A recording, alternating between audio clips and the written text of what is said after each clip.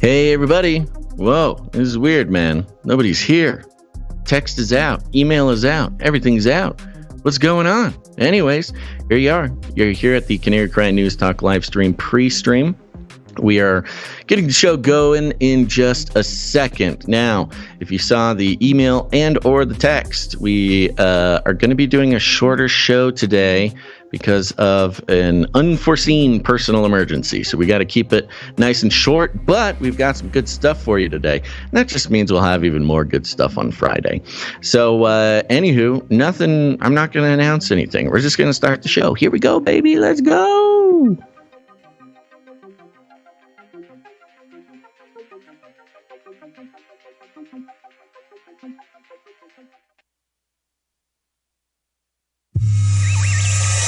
The world is getting crazier. People are acting more and more insane. The end of the world is tomorrow. Tomorrow. There's only one thing to do when the world is falling apart. Listen to Basil and Gonz as they discuss this week's news and events through the lens of Bible prophecy.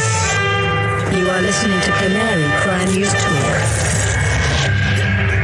You're listening to Canary Cry News Talk. We are live to tape July 27th, 2022. This is episode 514. And today, Necrobot Spies. And signing on from Off the Grid, Razzle Dazzle. I'm your best buddy, Basil. And my name is Gonz, your favorite Asian provocateur for Christ, a.k.a. the Cabana Boy, live from California, here to serve you a podcast that brings you the best news, which is the gospel message of Jesus Christ, while reporting the egregious with a well-rounded, biblically grounded take on world events. Today's emergent phenomenon was supposed to be spies and spiders. Ooh. But I don't know if we'll get to all of it. Half show today, or maybe even less. It's a pretty short one. Maybe even less. Yeah. It's an emergency show, folks, due to unforeseen circumstances. We will be doing a shorter show today. Apologies for that, but there's nothing we can do about it. That is just the world as it exists today. I don't even think we should do a rundown. Let's just get right into the clips. What do you say? Sure. Okay. Well, it doesn't feel right. Let's do it. Let's do a quick rundown. All right. Okay. Hold on. I'm not ready. That's partly why I was okay. Stall. That is a different story. Okay, folks, here's a quick rundown. We're going to be starting out with some clips from old Hairy Legs himself. Hairy 8 Legs? Hairy Legs? Spider? I don't know. Kamala, also with some, just a classic clip that will live on in infamy. And then we're going to be jumping into FLIPPY. The FLIPPY update, folks. And this one is a doozy that will be, it's a whole new category of robots and FLIPPY updates to keep an eye out for. Then we'll be jumping into some Russia-Ukraine news, some politics, what's going on with the economy, stuff like that. And that's basically it. It'll be a short show, so we apologize for that. But it's going to be fun. It's going to be fast-paced. It's going to be flirty. It's going to be dirty. Okay, let's go. What? Okay. All right. Well, this is interesting. You finished the rant before the music. This is unusual. I know. Usually we're waiting, but yeah, I guess that's going to be the whole thing, man. It's a short show. Let's do it. Let's see what Biden's up to. This is the United States of America, for God's sake. Hello, everyone. I've just tested negative for COVID-19 after isolating for 5 days. Yay, good job. Thankfully, I'll now be able to return to work in person. I want to thank you all for your well wishes, your prayers over this past week and the calls I've gotten. I also want to thank the medical team here at the White House for the incredible care they gave me. Fortunately, God willing, my symptoms were mild, my recovery was quick, and I'm feeling great. The entire time I was in isolation, I was able to work, to carry out the duties of the office and without any interruption. It's a real statement on where we are in the fight against COVID-19. Okay. Sure. Right. A couple fibbles there. It just needs to be said that he was on Paxlovid, and whether or not he is testing negative or feeling better right now, keep an eye out for the old Paxlovid rebound. I think I would not have celebrated this early if I were him or the White House handlers, because it doesn't matter. The facts don't matter as long as you get the press op. Infamously, the Paxlovid rebound, especially for older people. It's very possible he will test positive again in like 3 days. Yeah. So that'll be exciting. We'll keep an eye out for that. It's funny too, because he was going for a cough, a little clear throat cough, and they, ABC who clipped this, cut it off right there, right before the cough. Yeah. He's fine. Good. He's fine. He's test negative. He's fine. Don't ask questions. Over the weekend though, Joe Biden also had this little video that went viral. This was shared by the Democrat Party Twitter page. Insurrection and pro-cop. You can't be pro-insurrection. Oh, hold on. You can't be pro-insurrection and pro-cop. You can't be pro-insurrection and pro-democracy. You can't be pro-insurrection and pro-American. Donald Trump lacked the courage to act.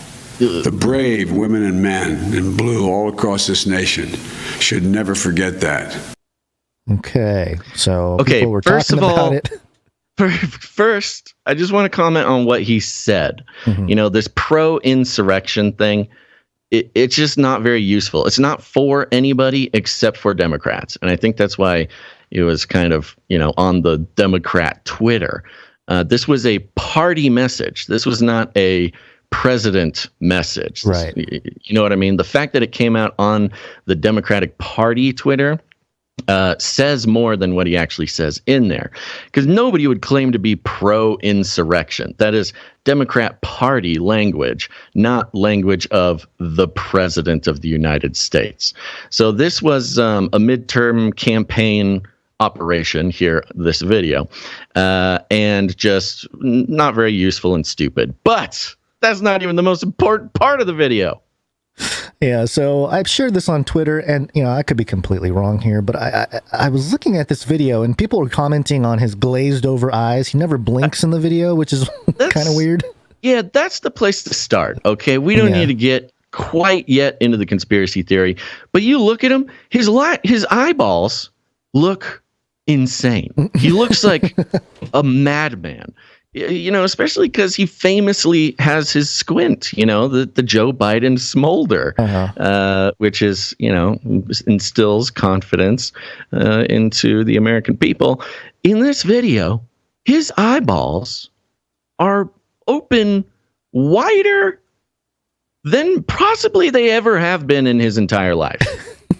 They're humongous. He looks all bugged out, and honestly, he probably is all bugged out. Yeah. I mean, that's not even crazy. They give these guys all sorts of shots and things to amp them up for speeches and videos and things like that.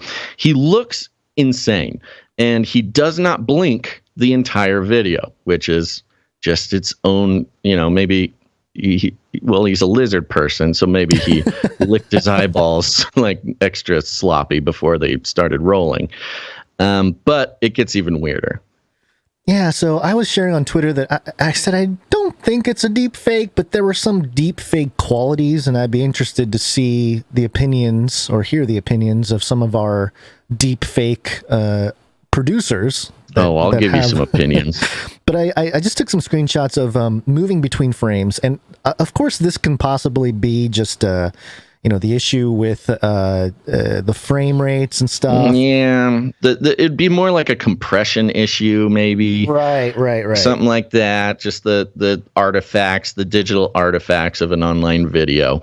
I do want to say, for those who are just listening, when you watch the video, it's got kind of an uncanny valley feel to it. Like, even if you don't go into like really deep into trying to figure out what's wrong, it just feels weird. It doesn't feel real. Yeah. But you went ahead and got in there nice and tight on his eyeballs. So I did a little editing and I screen captured just me moving between frames.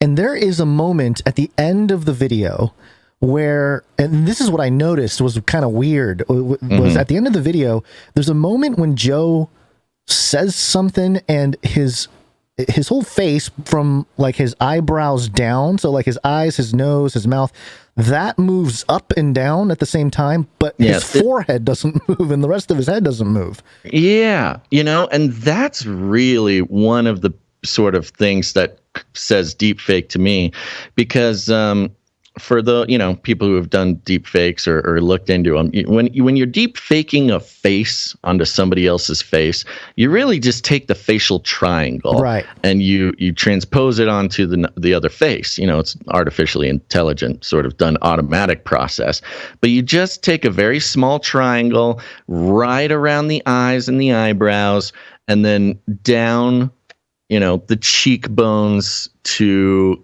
the lips, beneath the lips there. It's a very small triangle of face that you actually move. And yeah, when you're going frame to frame here, if you're just listening, Gons went back and forth a couple of frames, and you can clearly see the eyes, the eyebrows, the nose, and the mouth like floating independent of his head. It is the weirdest looking thing. Yeah, it's not edited or, there's no smudge tool or any kind of After Effects going on. This is pretty much the raw video we got. So yeah, there it is. And that would explain the quality issue, the digital quality issue, because that's one way to hide deep fakes or fake videos in general is, you do the deep fake, but then you kind of, you export it as a lower quality so it doesn't quite come across online as clearly. And so you can kind of hide some of the imperfections with the lower quality video. It is so blatant. It's almost like they're asking for the conspiracy theorists to go off. This very well may just be like bait for the right or something. Could be. Yeah, I don't know, but we'll see.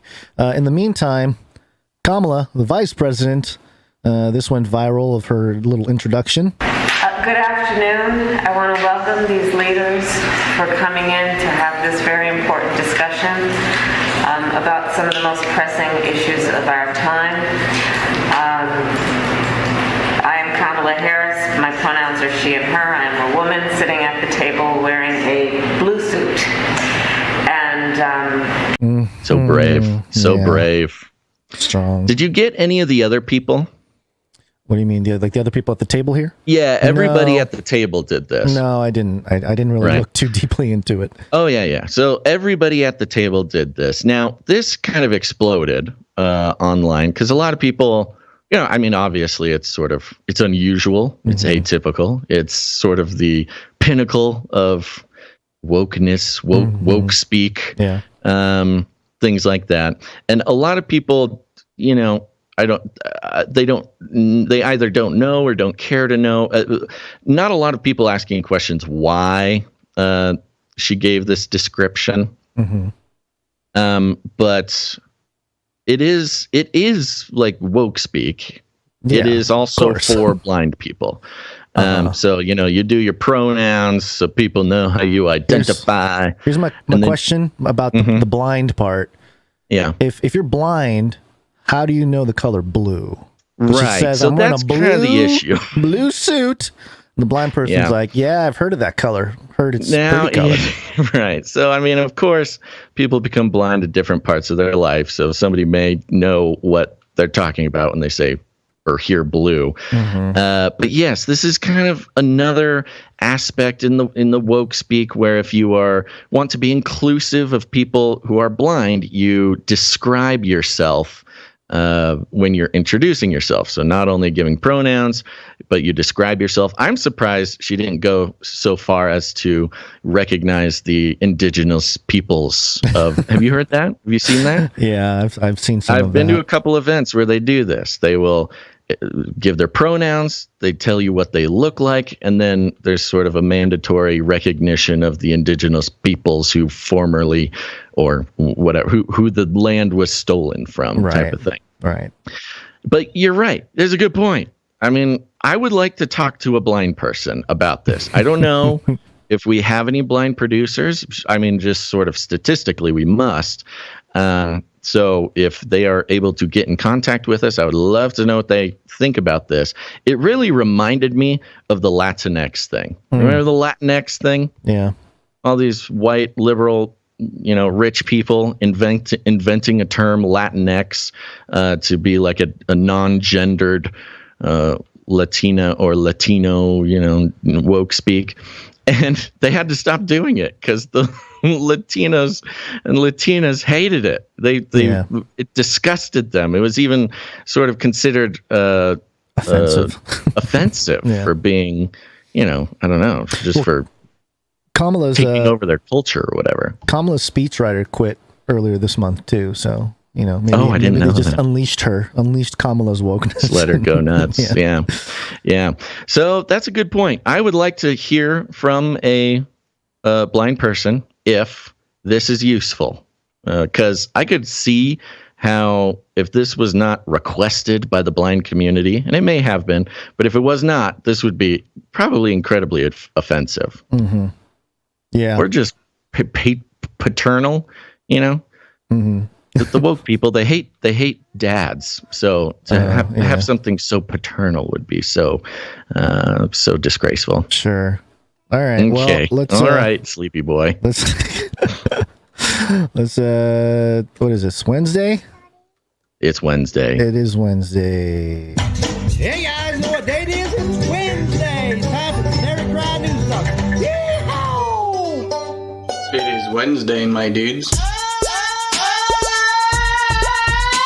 It is Wednesday, my dudes.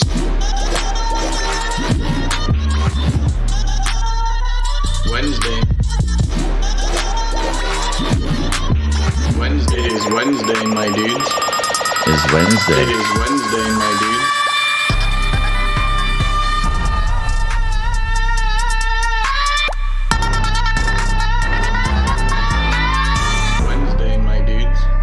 Yeah, if you didn't know, now you know. It is Wednesday. And as we mentioned, it is going to be a short show today due to forces outside of our control. But we hope to make it a good short show anywho. Do you have anything important we need, you want to share in your personal life? Anything? Do you see a child's movie again or anything? No, nothing like that. But yeah. Nothing I want to share. Oh, I got my wallet stolen. That was fun. Okay. Yeah. That's a big deal. That's not good. Yeah. So producers, were you mugged? No. I just forgot it in my car, and then I came in the next morning. It's gone, and woke up to a couple alerts saying, "Hey, did you purchase $200 at Walmart in?" Oh, they just Anaheim? went straight to work. Oh no, nope. They just went straight to work. Yeah, I got my driver's license. It was like my everything wallet. So they took it that all. Is a huge bummer. I'm sorry about that. Yeah. I did actually lose a credit card. Oh, good. But so far nobody's used it. But it looks like our methods of surviving, of navigating this empire are quickly slipping between our fingers. Yeah, it's all falling apart. And with that, we will take a second to thank some executive producers. Ooh, is it going to play? There it is. Executive producers. Oh, it's kind of quiet. A little quiet. All right, we're going to thank some executive producers because we are on the value for value model, folks. It is a wonderful model. It's basically what it means is we take no corporate money whatsoever. No advertisements, affiliate codes, platform partnerships, none of that stuff, baby. We are entirely funded by producers of the show. And who are producers? They are listeners like you who understand that the value for value model is an important tool in the arsenal of the miasma of people who understand that the advertising industry has done a wonderful job of taking over the world, which includes our very minds via, the financial profit motives of advertising companies to subtly psychologically manipulate you into spending money you don't have on things you don't need. But the value for value model dictates that if we leave the corporations out of it, who needs them? I don't need them. We don't need them. We leave the corporations out of it. And with that, we maintain some level of independence. Actually, I would say quite a large level of independence compared to other media properties, media flow, the apparati that rely on funding from big corporations to be allowed to exist. But here, we don't let corporations decide the value of this show. Value is to be decided by those who receive value. And the executive producers are those who go the extra mile. They understand, they raise the rebel fist in the air and help us disconnect from the dark economic systems of this world, which wish to control us and, oftentimes wear our skin pretending to be humans when indeed they are reptiles. But today, Gons, are you ready to thank some executive producers? Yes, sir. Okay, well, here you go. Short show, short list. No executive producers. Yeah. It's about how it feels today with everything. It's been a weird day. It's the end of the month, which is always a little topsy-turvy with producers in general. But yes, you got your wallet stolen. I lost my credit card. Producership is low. We're down. I ran the numbers. We're down 30% this month. Wow. Which, look, we get it, man. We get Plus it. This inflation, we're down like 39.1%. This is just the world we live in, but at least we don't have to tailor our message or be brand friendly to keep the show going. And that's worth something. So, but you know what? We just got to survive a little bit longer. Once the rent is paid, then comes the wiggle room for the value for value model. So there you go, folks. It's not too late to produce this episode. The producer list in general is it's adorable. It's like a chibi list, chibi. You get it. Yeah, I know. Anime chibi, cute little tiny chibi list of producers. But it's a short show, so maybe that's what we get. Yeah, it looks like we do have a executive producer who just came in. Oh, really? Yeah. Let me just make sure that it's... God bless the live shows, man. I know, the live shows are amazing. Oh, yeah, I'm looking at it right now. Yeah. Okay. Oh, beautiful. Let's see who this is. Let me go deep. Let me hack the mainframe. Davey. I think it's Davey Frost. Yeah. Is it Davey Frost in the chat here? I think he is. Oh, my gosh. Davey Frost, thank you so much, my man. He comes in with $100.33. Oh, yeah. Oh, yeah. And he sends a note here. Says, bummer about your wallet, Gons. Hope this helps soften the blow, Davey Frost. It really does, Davey Frost. That's probably the first good thing to happen in this whole day. Yes, it is. Thank you. It's been a rough day. We both had pretty jam-packed days planned. And one by one, the walls that sort of make up our lives started falling around us, which is why we had to do what we're doing now. So thank you very much, executive producer Davey Frost. Where'd you find this? Making it Lots happen. of love. Lots of love in the chat there for Davey Frost. Thanks, buddy. Did you want to mention the meetup real quick? Yes. Do it.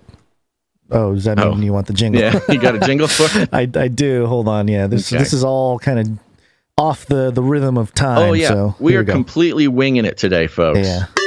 Canary Cry Meetup. CanaryCryMeetups.com. You can check out all the meetups going on, and we are announcing the nearest meetup. That's kind of going to be part of the new thing, and that is the Reno, Nevada meetup. If you are within striking distance of Reno, Nevada, this Saturday, head on over to Reno, Nevada. You got the wonderful flyer here created by Sir Dove, Knight of Respeltia. You got the Canary Cry Reno, the biggest little meetup in the world, over there at Rancho San Rafael. I believe that's a park, and that is this Saturday at 3:30 p.m. And you can contact Sean S. If you want some more details about it. He gives his phone number there. Head on over to CanaryCryMeetups.com. You can get all the information. Kind of hard to get because the phone number's at the bottom of the image. I think it's okay. I think he will be okay if we don't broadcast his phone number out to the whole world. Okay. So if you want it, you got to go find it, folks. CanaryCryMeetups.com. We'll see you at the meetup. This is fun!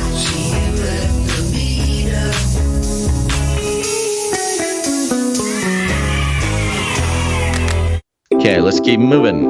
Flippy update. Do you want fries with that? That's right, folks. We're going straight into the Flippy update. Flippy is our colloquial name for the disembodied robot arms that are taking our jobs, enslaving our children, and flirting with our spouses. We use talking about Flippy as a way to explore all the new, fun, and exciting ways that robots are taking over the world and how there's nothing we can do about it. Today, Gons, is a big day in the Flippy update. We've got a brand new category of Flippy, and it's, well, the most terrifying category. This comes from spectrum.ieee.org. It's the IEEE Spectrum. We know them. The headline, listen to this: Necrobotics. Necrobotics. Ooh, dead spiders reincarnated as robot grippers. Yep, you heard that right. Necrobotics, dead spiders, reincarnated as robot grippers. Bugs have long taunted roboticists with how utterly incredible they are. Ooh, astonishingly mobile, amazingly efficient, super robust, and in some cases, literally dirt cheap. Okay, but making a robot that's an insect equivalent is extremely hard. So hard that it's frequently easier to just hijack living insects themselves and put them to work for us. You know what's even easier than that, though? Hijacking and repurposing dead bugs. Welcome to Necrobotics. Spiders are basically hydraulic or pneumatic grippers. Living spiders control their limbs by adjusting blood pressure on a limb-by-limb basis through an internal valve system. Higher pressure extends the limb, acting against the antagonistic flexor muscle that curls the limb when the blood pressure is within is reduced. This, incidentally, is why spider legs all curl up when the spider shuffles off the mortal coil. There's a lack of blood pressure to balance the force of flexors. This means that actuating all 8 limbs of a spider that has joined the choir invisible is such poetic language about death here. Yeah. Joined the choir invisible is relatively straightforward. Simply stab it in the middle of that valve system, inject some air, and poof, all of the legs inflate and straighten. Let's see here.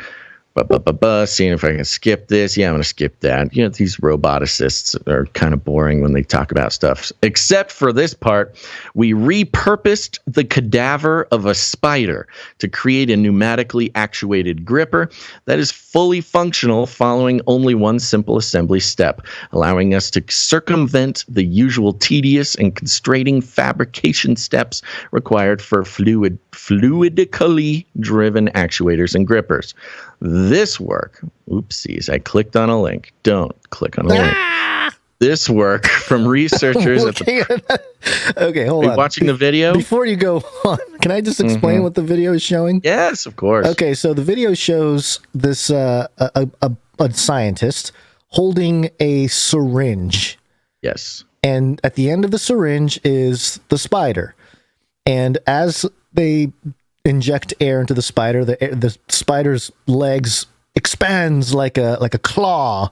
You know, when you go to the game, the thing, and you try to get it's like the claw machine. The claw machine. Claw. It's exactly like that. And then it picks up this little thing and moves it from spot A to spot B. But it's it opens up. It's like They are arachnid necromancers. We have moved into the area of necromancy when it comes to robotics. You know, the interesting thing about this, it seems if you just can figure out exactly where to stab this spider with a syringe, seems like a fun project to do at home. Anybody can do it. Yeah, isn't that nice? Yay! You know, out here on the compound, we have some pretty humongous spiders. They are not. They're not, full-on tarantulas, but they're like an inch in diameter. That's a big enough target. I think I can get one of these suckers to do my bidding. So first of all, obviously terrifying. There's more about this. It goes on and on, but we don't have the time for it. Obviously terrifying. The fact that you are taking over a dead body and controlling it and calling it a robot is just sort of like we have reached a new level in humanity. Have they not seen Matrix? Aren't all those little AI robots? Aren't they like flying spiders kind of? I guess they have. Sure. The squid bots. I guess they're squids. Yeah, they got the squid bots. They give some data on the power of the spider gripping, the spider's grip, the spider's load capacity. Let's see here. Gripping force exceeding 200% of their body weight, while very much not itty-bitty 200-gram Goliath spiders only may be able to grasp with a force that is 10% of their body weight. Okay, so different spiders do different things, I guess. But we have moved into a period in humanity where no longer must we create robots out of metal, sort of semi-living automatons that challenge our very notions of what life and death mean. Now we can just animate corpses, and no, not in the sort of magical zombie sense. Even better, it's using science, Gons. Science has reanimated these dead spiders, so we can use them to pick up other spiders. I guess. The mention of Goliath spiders is interesting, with the Goliath being a Nephilim, basically. But there's a paragraph, the very last paragraph. I had a couple sentences highlighted here, and it says, and for better or worse, insects seem likely to offer the most necrobotic potential because fabricating pneumatics and joints and muscles at that scale can be very challenging, if not impossible. And spiders, as well as other spider-like insects in particular, offer biodegradable, eco-friendly, on-demand actuation with capabilities that the researchers hope to extend significantly then later. And the researchers are also planning to explore high-speed articulation with whip scorpions, as well as true micro-scale manipulation with Patu digua spiders. And then it says, I'll let you Google whip scorpions. Have you seen what a whip scorpion looks like? I don't want to do that. No, that sounds terrifying. Show you. You guys can go do your own Google search. Is it scary? It's scary. They look freaking... I'm sorry, that's a bad word. All right, we better do it. It's scary. Freaky. Spider. Yeah. Whip scorpion, you say? Whip scorpion, yeah. Why don't we got to give the people what they want here. Let's take a look at a whip scorpion. Whip scorpion. Image search. Oh yeah. Oh, it's the serious version of a scorpion. Oh yeah, this is like an Australian's very, very scary guy. Why? Yeah, why do they look like that? And humongous too. Humongous. Yeah, I tend to try my best not to get freaked out by spiders, not to kill them, not to cause any unnecessary damage to the insect ecosystem, mainly because these spiders do a great job of killing other insects, which I dislike even more. But now that these spiders might actually be some sort of government drone being controlled by a pneumatic backpack that is jacked into their dead corpse. Yeah, I might feel a little bit better about squashing some of these little suckers. Yeah, don't give them any opportunities. Sorry, spiders. Sorry, spiders. So there you go. There's your Flippy update for the day. All right. What are we doing now? We're all out of order today. Okay, I see what we're doing. I see what we're doing. We are actually taking a quick little break to thank the producers. Is it a break or is it a party time? Break. Oh, is it a break? Yeah, we missed. Oh, I don't know, man. You don't know anymore. Yeah, it's party time. Okay, all right. Go to canarycry.party. Put it in your URL. Party time. Canarycry.party is the website with a tree of links that leads to everything from where to listen to the show, how to produce the show, connect with us and the community.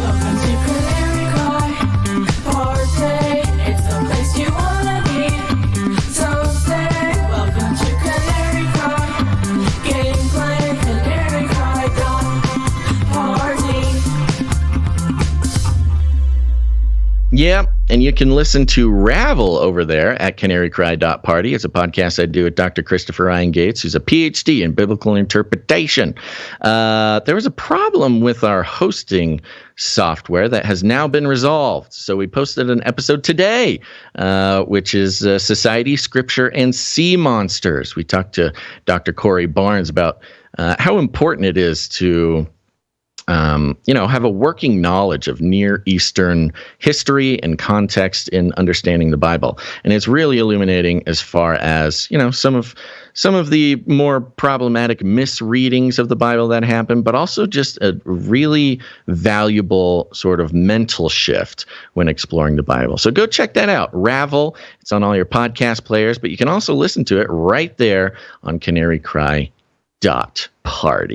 You can also find links to important resources like Canary Cry Clips, which is our YouTube and Odyssey Clips channel. It's all of these episodes that we do, the big long ones, chopped up into easily shareable, careable, bite-sized segments, good for sharing the show, also reviewing information if you maybe you missed something or you want to go back. Canary Cry Clips, we've got some wonderful, talented producers managing that, and we're so very proud of them. Go check it out.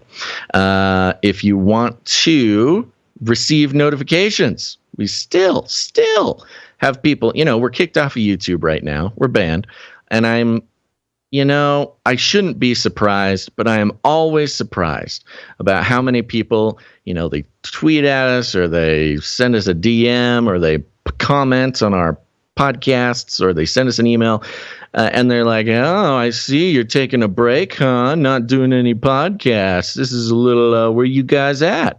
Come on, guys. We're still doing the podcast. Just because it's not on YouTube doesn't mean it doesn't exist. And if you were on our text message alert system, you would know that. So go ahead and text the word Canary to 877-740-3226. That's Canary to 877-740-3226. We don't take any information. We don't sell your number. We don't do nothing. We just send you notifications that you will treasure and value. And I think that's it. Poly. It's Latin for many. Tick. Now suck your blood. Now suck Politics. your blood. All right, we got I'm sorry, we don't have a recession. I thought we're in I said we're in a recession. But apparently, foolish. What a foolish mistake you made. Yes, White House. I don't know the press secretary guy here. Maybe he's an economy guy, but a little short clip of him explaining recession. As Secretary Yellen said on Sunday, 2 negative quarters of GDP growth is not the technical definition of recession. It's not the definition that economists have traditionally relied on. It's interesting because, you go to Investopedia as one example. There's many examples out there. But in the first paragraph, what is a recession? It says a recession is a significant, widespread, and prolonged turndown in economic activity. Because recessions often last 6 months or more, one popular rule of thumb is that 2 consecutive quarters of decline in a country's gross domestic product, GDP, constitute a recession. And that's what we have, right? We have 2 quarters of recessing. There have been, the last 10 recessions were identified by 2 consecutive downturn or negative growth quarters. And, and all 10 of them, it just is what it is. That's what a recession is. It always has been. It's the definition. Now, there's also more to it, but none of those rules don't apply to this situation. Well, it is a recession. Or at least it was, because now they got rid of the Ministry of Truth, allegedly. But why do you need a Ministry of Truth when you can just be the president and command the Federal Reserve or whatever to change the definition of recession to protect your reputation? Right. So a lot of people are pointing out that, that's wrong. The recession, the White House saying the recession is not based on that 2 downturn quarters. The Business Insider published the headline, "No, the White House isn't changing the definition of a recession," because that's what everyone was saying. And it goes through here, talks about all the numbers and yada, yada, yada. It's got Americans on edge. But according to the National Bureau of Economic Research, a semi-official arbiter of when U.S. downturn starts and ends. And so they have a criteria that is more complicated than the 2-quarter rule. So their whole thing is, well, all right, a general rule of thumb is 2 quarters, a downturn, but it's not really, because, we got bureaucracy, basically. And if you go to the BEA, which I think is like the, what was it? I forget the name of the thing here. It's a government website, bea.gov. I think it's some kind of the Bureau of Economic, I don't know, administration, sure, or something. There's a section here about recession, and it says, in general, the word recession connotes a marked slippage in economic activity while gross domestic product is the broadcast measure of economic activity. The often cited identification of a recession with 2 consecutive quarters of negative GDP growth is not an official designation. The designation of a recession is the province of a committee of experts at the National Bureau of Economic Research, a private, non-profit research organization that focuses on understanding the U.S. economy. You see, you people don't understand the economy. It's by committee. We get to say when it's a recession. And so just because the last 10 times there was 2 downturns in growth in 2 consecutive quarters, it was a recession. 10 out of 10 was a recession. But no. Now we're on the 11th, and the committee has changed its mind.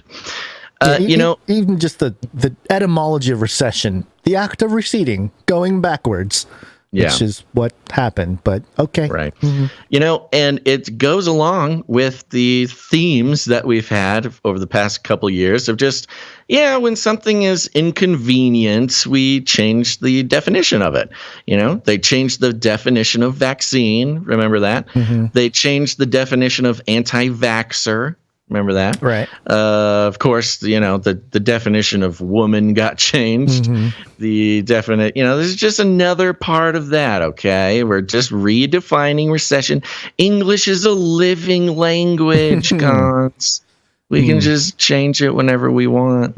But it really helps when it's also, goes a long ways to justify the poor performance of an administration when it comes to, starting proxy wars, causing a global, downturn because of the sanctions imposed on Russia that ended up hurting us more than it hurt anybody else.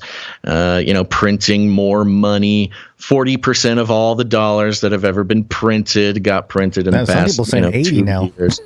I think it is more like 80, honestly. Well, the other thing is in the economic context, what was it, 2 years ago, maybe a year and a half ago? I think it was a year and a half ago, because it was right when President Biden was taking office. inflation is transitory. Remember, it's transitory. Yeah, it's right. just a little moment, and then it was. They actually, Yellen had to come out and she actually apologized. I know, because it was so bad.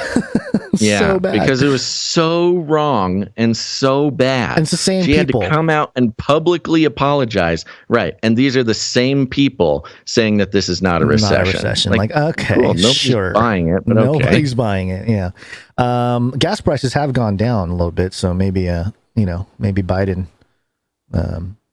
really impressed the Saudis. I noticed that as well, but it was interesting how they went down. They didn't go down much. I don't know about where you are. They didn't go down much where I'm at, and it just happened to be when when he got back after fist bumping Mohammed bin Salman, Mr. Bonesaw of Saudi Arabia. Yeah, I wonder what he had to give up. That fist bump really gave us a 10-cent decrease in gas prices, so worth it. Yeah. All right. Well, speaking of all the sanctions here. Russia.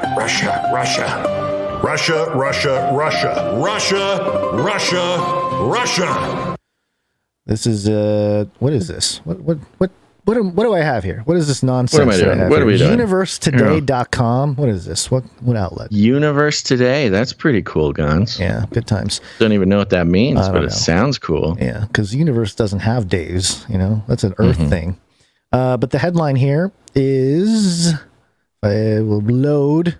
Russia says they plan to leave International Space Station by 2024. There's a separation coming. According to to Russia's news agency TASS, leaders at Roscosmos have decided to withdraw from the International Space Station ISS after 2024. The report said that by that time, quote, all obligations to partner will be fulfilled. Additionally, Russia said they want to build their own space station. I mean, sounds legit to me. My whole thing is, how are we going to have Gundam mech space battles if we don't have national factions that represent different interests? Yeah, you gotta, if all these flippy arms that are up in space attached to the space station, you can't arm wrestle yourself. You need two different space stations with two separate arms, and then you can do the big robot arm wrestle to fight, to settle our scores in space rather than all this messy war stuff here down on Earth. Yeah. This is interesting. It's interesting to me because of its long-term implications. Yeah. They're planning 2 years in advance to. I wonder if they're going to disconnect the Russian module.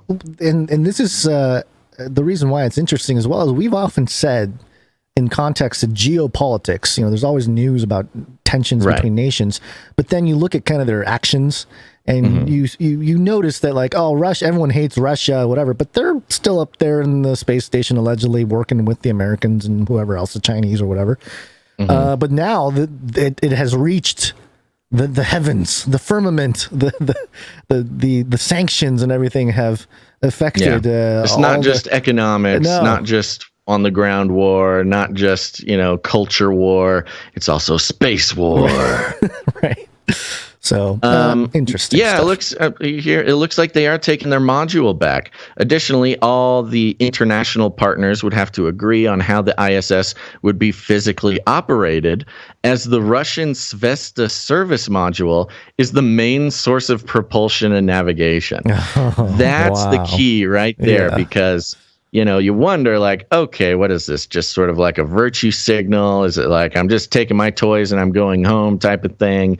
Does this really matter? Well, yeah, apparently it matters, because the Russian module is how the ISS actually moves around and is navigated. And I'm not sure 2 years. What's that? Nothing. Continue. I'm not sure 2 years is enough for the European or NASA to. I'm sorry. The article speaks about how it says after 2024, so it could be any time after 2024.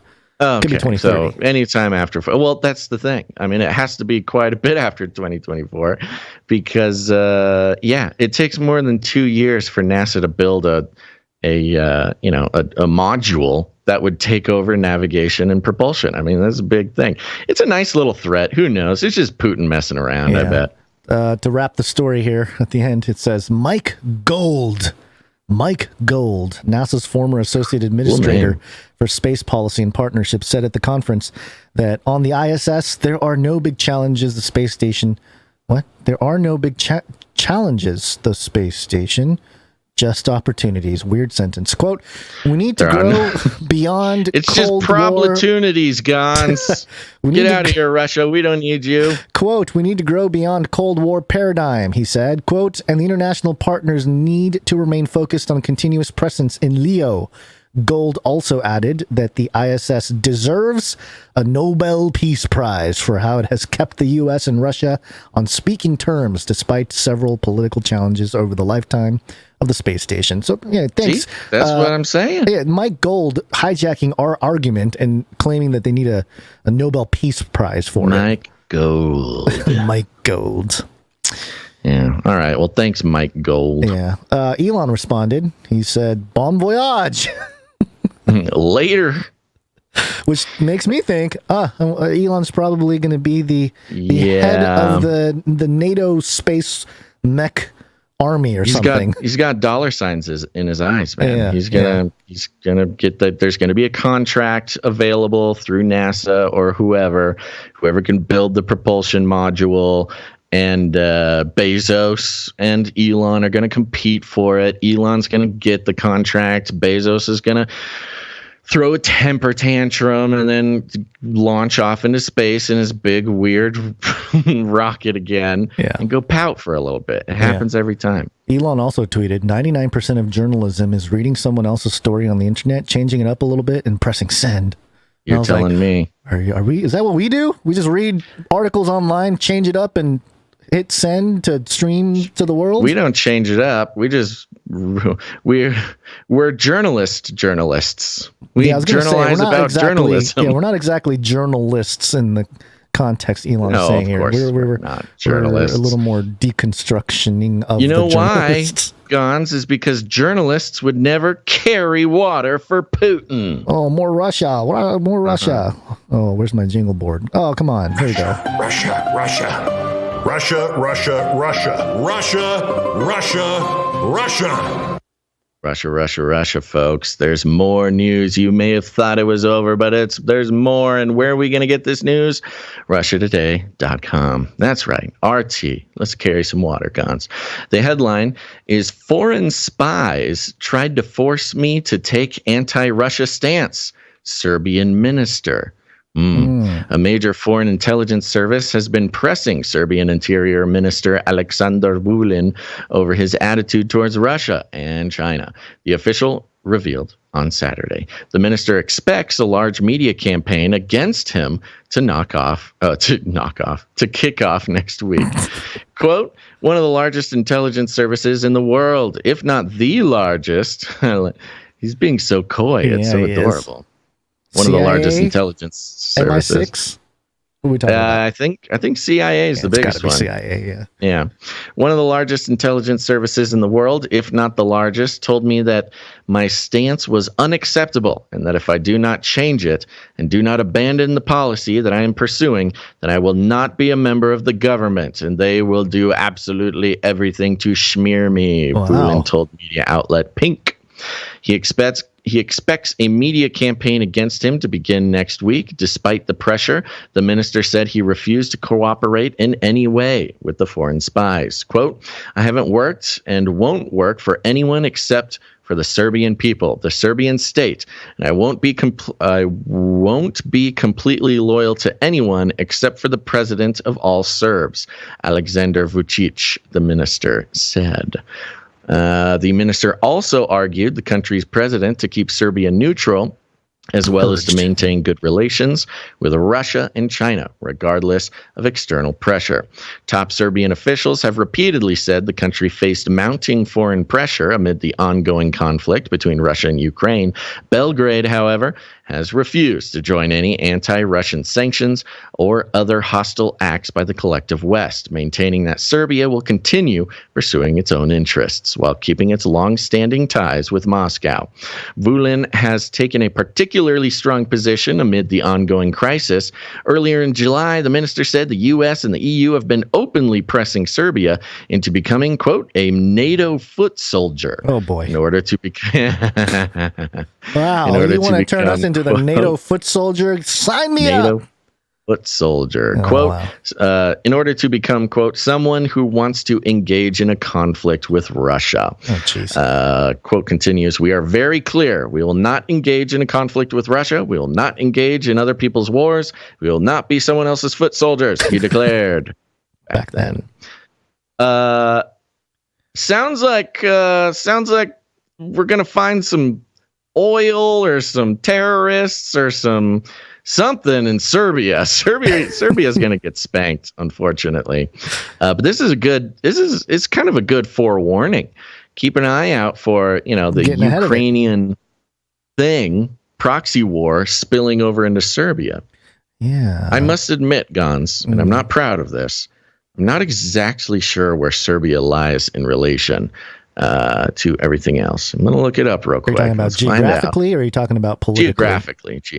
Geographically. Okay. Serbia is between, it's surrounded by Hungary, Romania, and Bulgaria. Yeah. So you've got, it's on the other side of Romania and Bulgaria. What? These maps are horrible. Give me a bigger map. These maps say different things, man.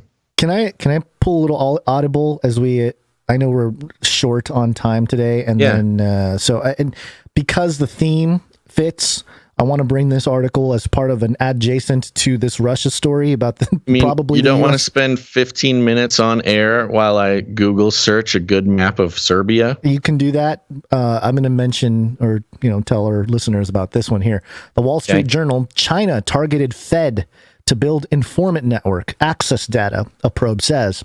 So while we have U.S. intelligence trying to infiltrate Serbia with spies, or at least very much a in-your-face type of confrontation with some of the leaders there, China has been taking over the U.S.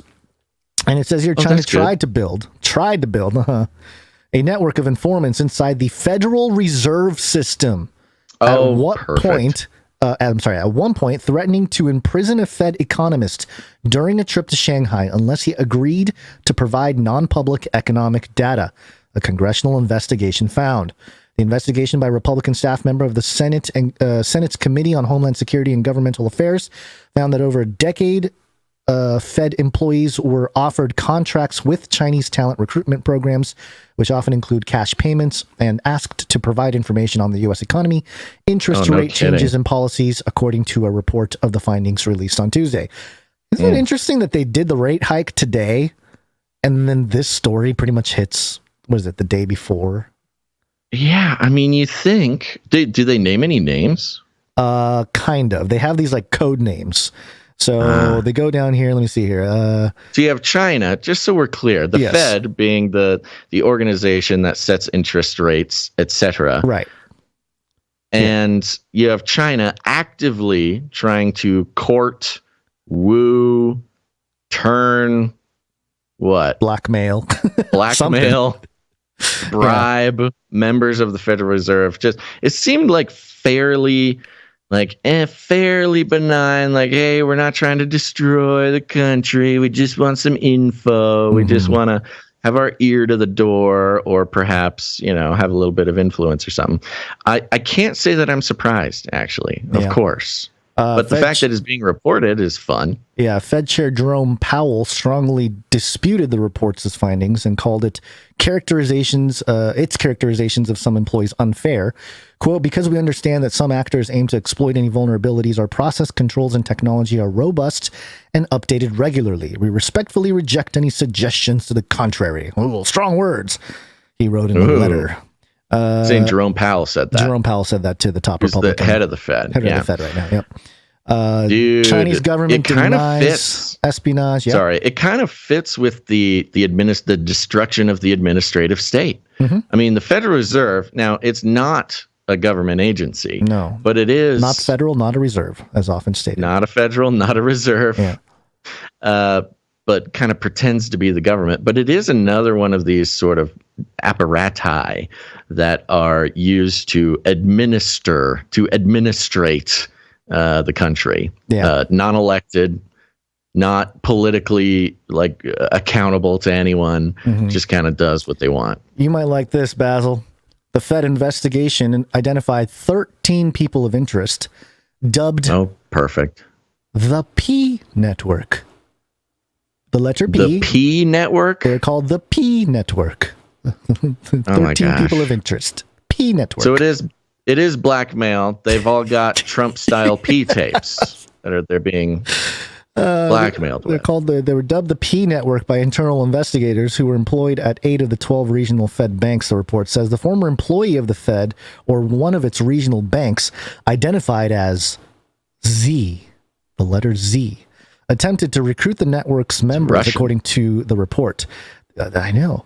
That person maintained ties to Chinese government-backed talent recruitment programs and, quote, expressed a desire to maintain an inside information sharing relationship, end quote, with Fed employees, the report said. The Fed investigation found that one economist in the Fed system, who was later fired for violating central bank rules, had been close to Z, the report said.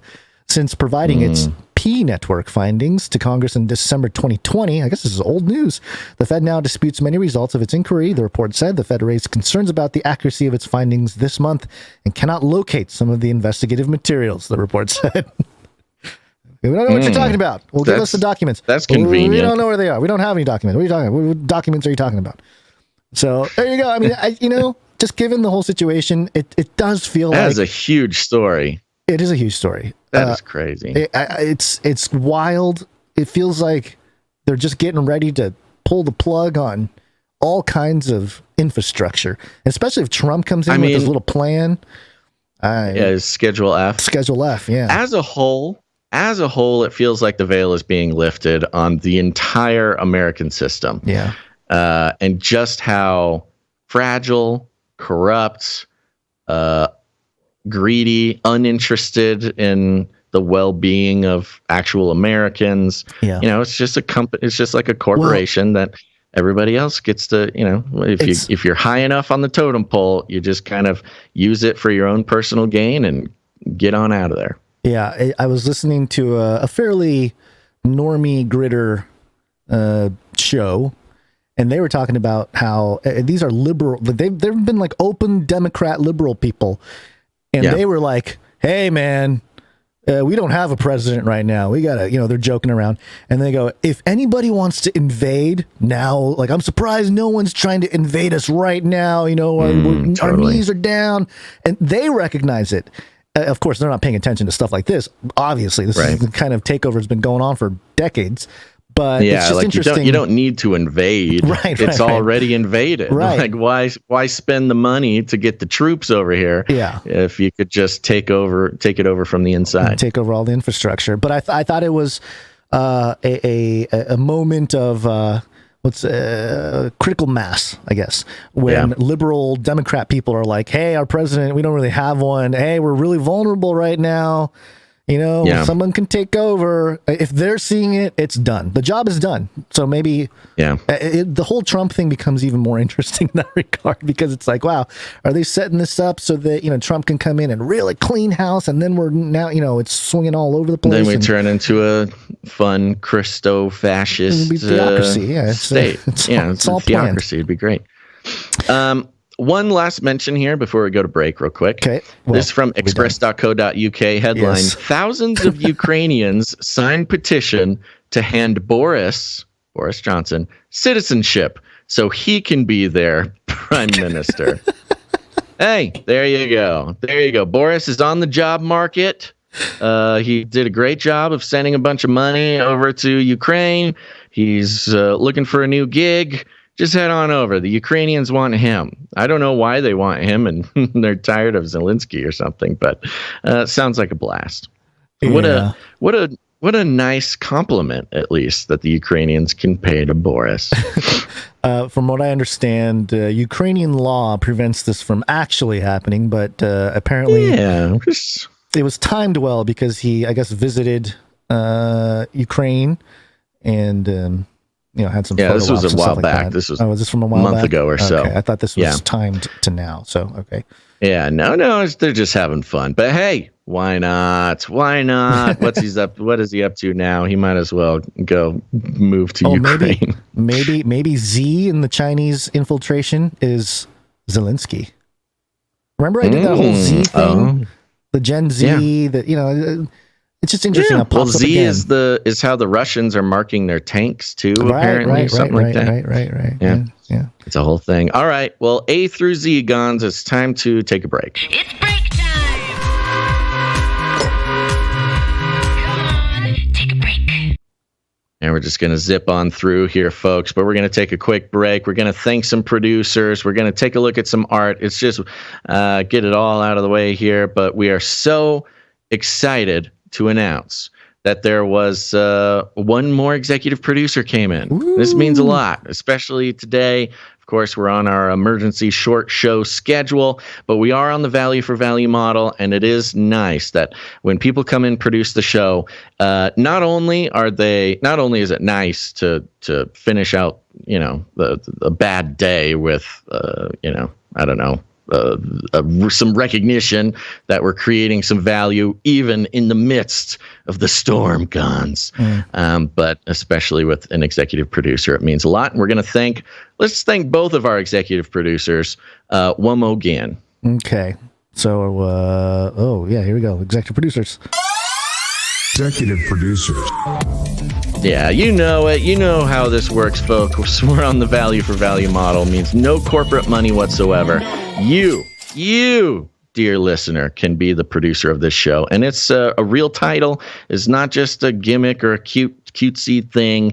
And that's why we're so delighted to announce we had our executive producer, Davey Frost, who so kindly and generously came in so fast. Top of the show. Thank you, Davey Frost. But we also have executive producer Brenda O. Brenda O, thank you so much. Yeah. Came in with a nice round number and no notes, just support. Thank you very much, Brenda. Executive producer. Where'd you find this? There you go, Brenda O. Thank you.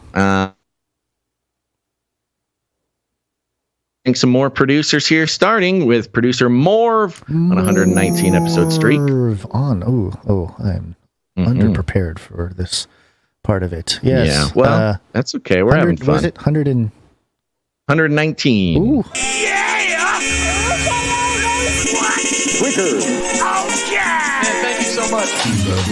11. Thank you, Morv. Thank you very much, Morv. Excuse me. We also have a producer, Quantum Epic, came in. Thank you for a pocket full of sevens. Appreciate it. Yeah, and a note here, Basil. What? No, go continue. Basil and Gons. Hey there, and happy Wednesday. It is Wednesday, my dudes. Thanks so much for all the hard work you put in to bring us this great podcast 3 times a week. You guys keep me constantly laughing and learning new things. Much love and God bless Quantum Epic. Thank you, Quantum Epic. Thank you very much, Quantum Epic. Appreciate it. We also have producer Sir JC, Night of the Techno Squatch. Thank you, Sir JC. And we had a little issue with our counting here. I believe Sir JC is on a 131 episode streak. I'm writing down the name in the doc because it wasn't there. I see you doing it. Yeah, you shouldn't have set me up right when you see me typing. I got you. Don't type, bro. I do. I'll type. What is it? 130? Sir JC, 131. He's on a streak. It's crazy. Quicker!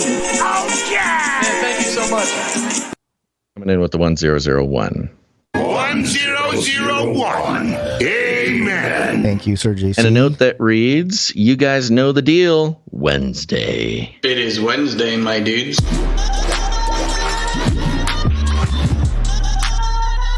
Wednesday.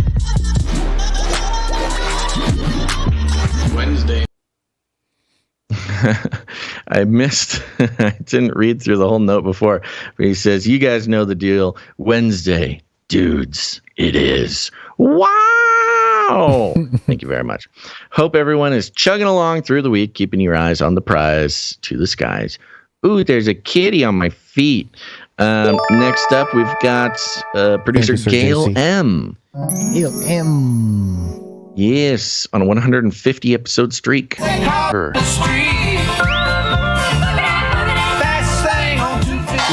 rule. Thank you, A Gail. note.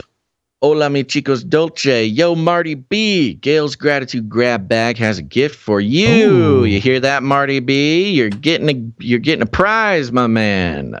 Send an email to canarypeeps@yahoo.com. Canarypeeps, P-E-E-P-S, @yahoo.com. Gail M. Thank you, with Gail her M. wonderful Gail's gratitude grab bag, passing out cool Canary stuff she finds out in the world, and saying thank you to producers of this show. Thank you very much. Let's see here.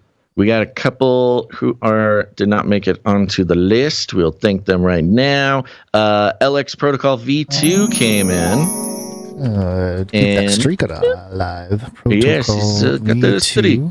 58 episodes in a row. 58. Sorry, 59. 59. 59. Thank you, LX Protocol V2. And he's got a note here. It is Wednesday, my dudes. Ooh, really bringing it. It is Wednesday, my dudes. It is Wednesday, my dudes.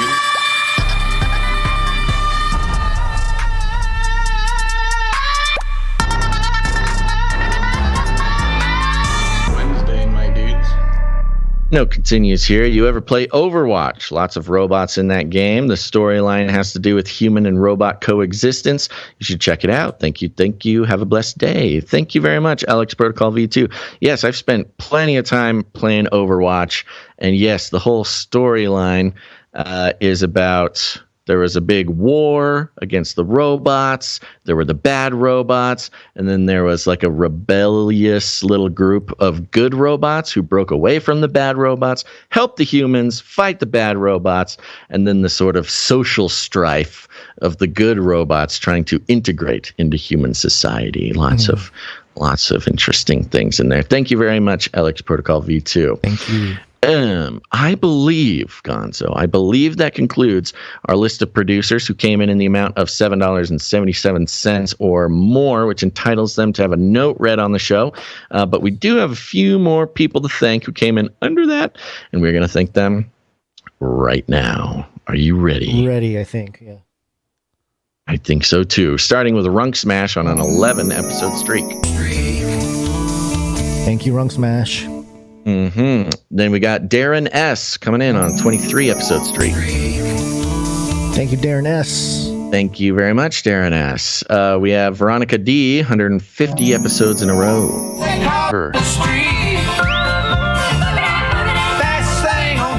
Women rule. Thank you, Veronica D. We got Sir Scott Knight of Truth. 174 episodes in a row. Thank you, Sir Scott. Got Sir Casey the Shield Knight. 185.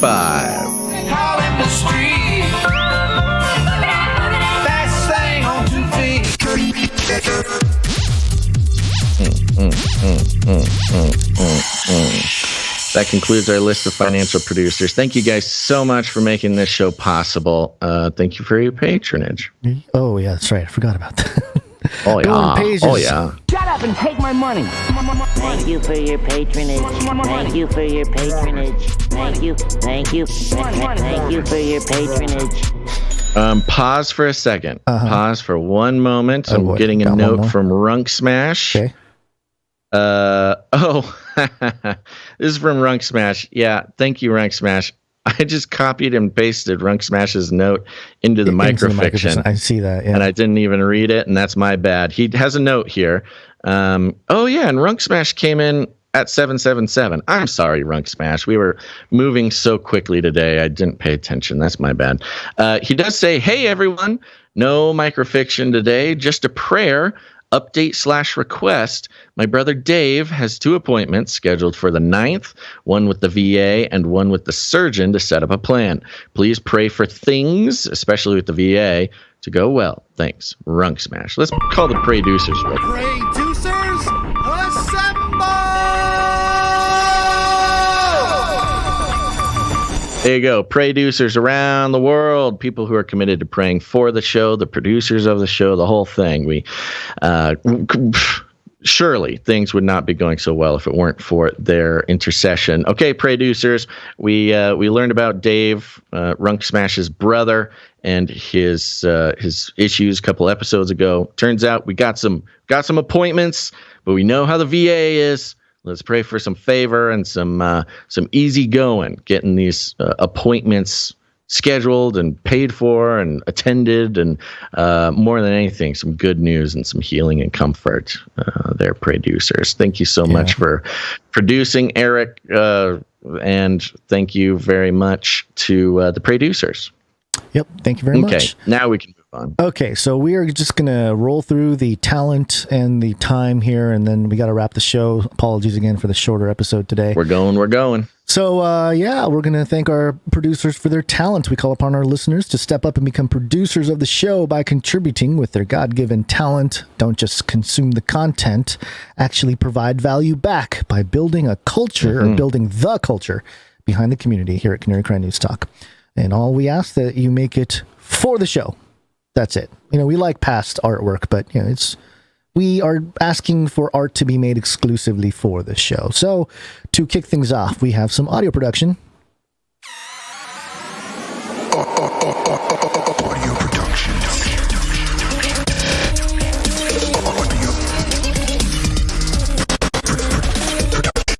And we requested some break jingles, so we did get some today. This first one is from Jonathan F.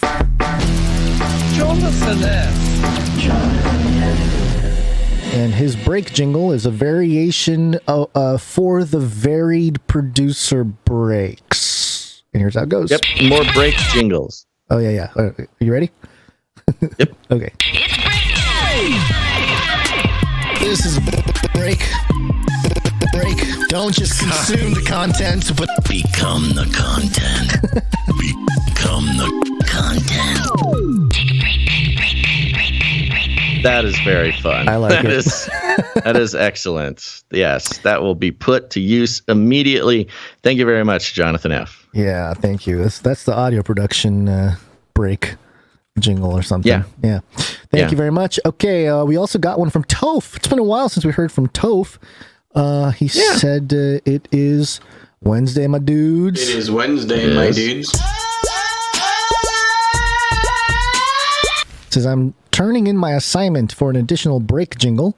I might make another since I don't love this one, but try it out in case it works. Love keep them and coming. blessings. And here it is from Toph.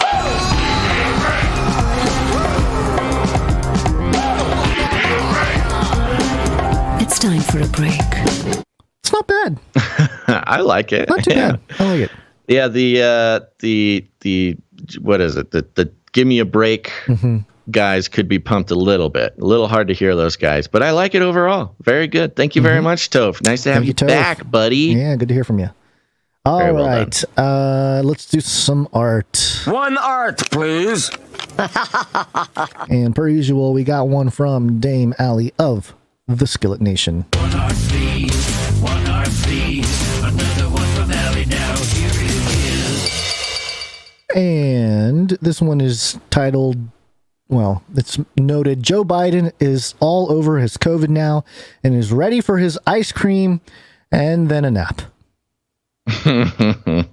We've got a great headshot pencil drawing portrait of the man himself, COVID free. He's looking happy. He's got that kind of that crooked little charming smile, and notice the squinty eyes. You can notice they're not wide and all cracked out, but he does have the lizard eyeballs, and we're not going to let him go for that. Nicely done, Dame Allie. Thank you very much. Definitely have the lizard eyes prominent. So, yeah. Yes. Very good. Thank you very much, Dame Ali. We also got one from Sir Dove. We actually already shared it, but might as well play his little introduction. One art piece from Dove. And once again, it was the artwork for the Reno, Nevada meetup. The note reads like this. Peace. For today's artwork, instead of the normal NWO Fantasy League update, I made a flyer for Saturday's Reno meetup. I'll send in the Fantasy League promo artwork for Friday's show and the Houston flyer for next week. Oh, doing the Lord's work there, Sir Dove. Love it. Hope you guys that's like wonderful. Thank you, Sir Dove. Keep doing what you do, and I'll keep praying for you. And yep, there it is. There's that poster. And you took the motif from the sort of Reno arch, it's called, the biggest little city arch, where it's kind of very casino-y, kind of. I mean, Reno's got such a special flair. It's a very unique place. Yeah. Says Canary Cry. Reno, the biggest little meetup in the world. He's got some neon, sort of casino-y looking neon canary heads. And all the information, of course, when July 30th at 3:30 p.m. Where? Rancho San Rafael. Why? To grow pair. And then, of course, Sean S.'s contact there. And in the background, it's got the Reno skyline at night there with the big mountains of the, what is that? The Sierras, I believe. Thank you very much, Sir Dove. Thank you for answering the call there, buddy. Yeah, appreciate it. This is good work. That's really being a producer, you know? Yeah. Yeah, good stuff. All right, that does it. We don't have a microfiction today, so pretty quick. Nope. You want to thank some of our people that come in with their time, and then we can call it a show for today. That's the thing. Just so everybody knows, we're going to finish the show right now because we got to get out of there. We're actually even, believe it or not, we're late. Even late, even now. So we're just going to zoom through, end the show, and really appreciate it, everybody. Sorry that today was so weird, but we'll be back on Monday. But we got a few more people who produce the show with their time, and starting with our Clippies.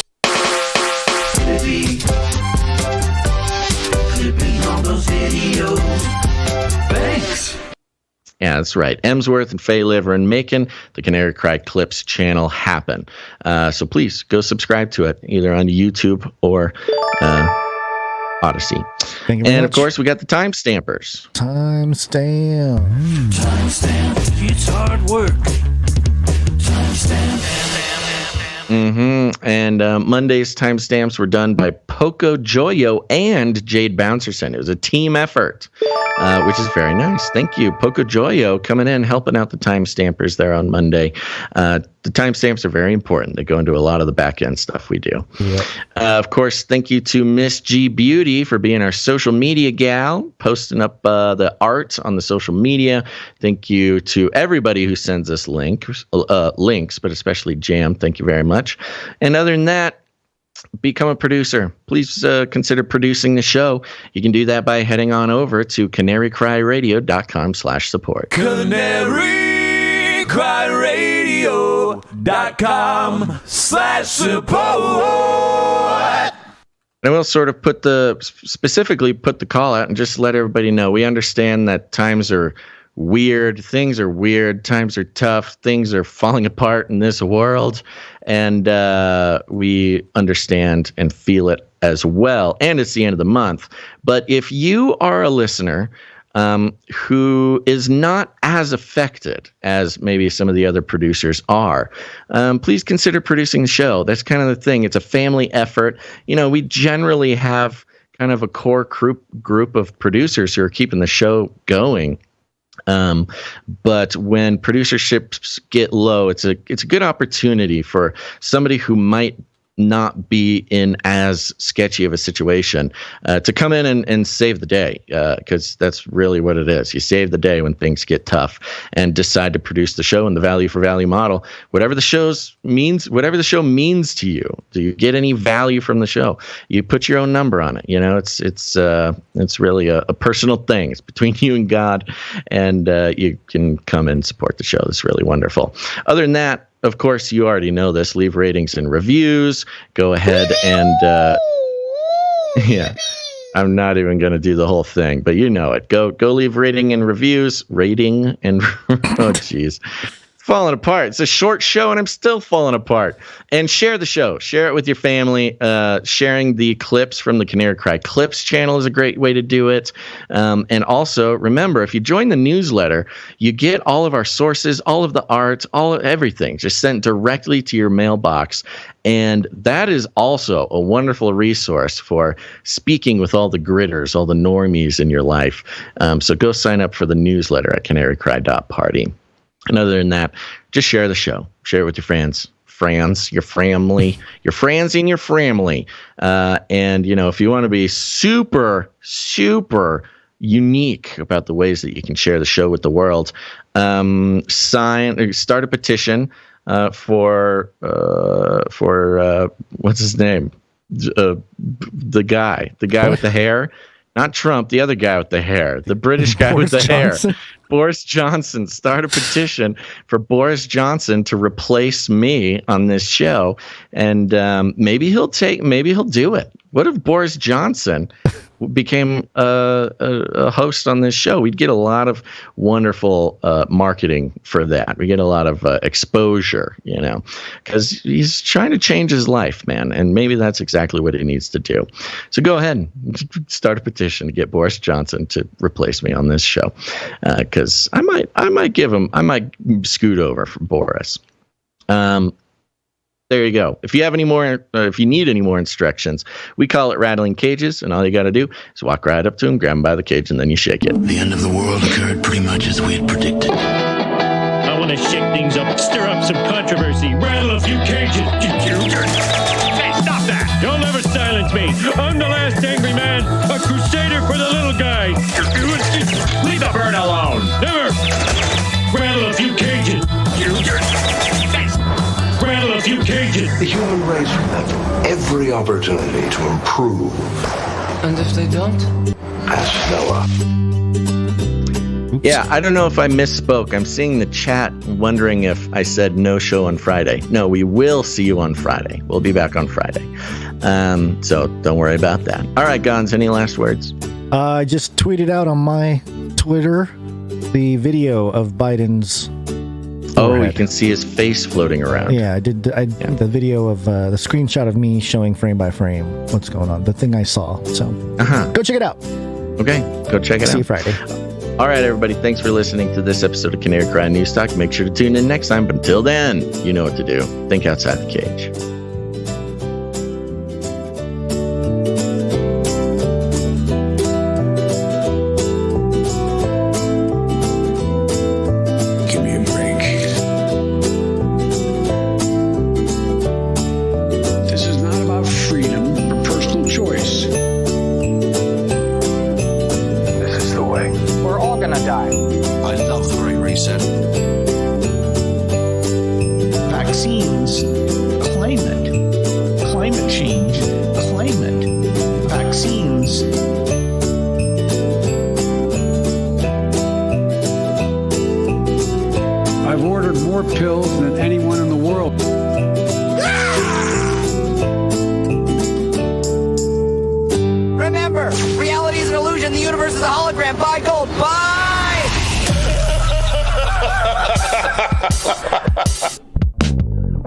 You little rascal.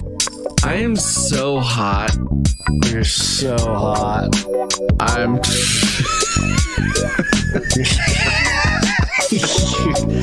Gons. I am so hot. So hot.